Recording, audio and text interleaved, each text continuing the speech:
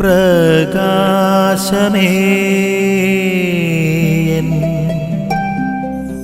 മിഴി തുറക്കുക വേഗം.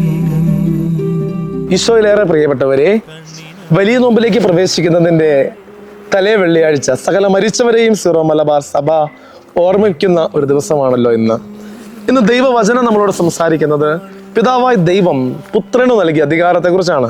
പിതാവിൻ്റെ പ്രവർത്തികൾ ചെയ്യുവാൻ വേണ്ടി പരിശ്രമിക്കുന്ന ഈശോ മിശിഹ ദൈവിക അധികാരത്തെ ശ്രദ്ധയോടെ കൈകാര്യം ചെയ്യുന്ന പുത്രനായ ഈശോയാണ് നമ്മൾ ഇവിടെ കാണുന്നത്.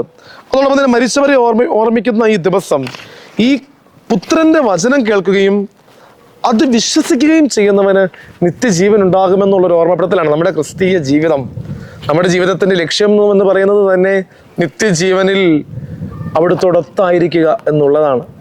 ഈ ജീവിതയാത്രയിൽ തീർത്ഥാടകരായ നാം പിതാവിലേക്ക്, സ്വർഗത്തിലേക്കുള്ള തീർത്ഥാടകരായ നമുക്ക് ഈശോ മിശിഹായിലുള്ള വിശ്വാസം രക്ഷയായി തീരുമെന്നാണ് ഈ ദൈവവചനം നമ്മെ ഓർമ്മിപ്പിക്കുന്നത്.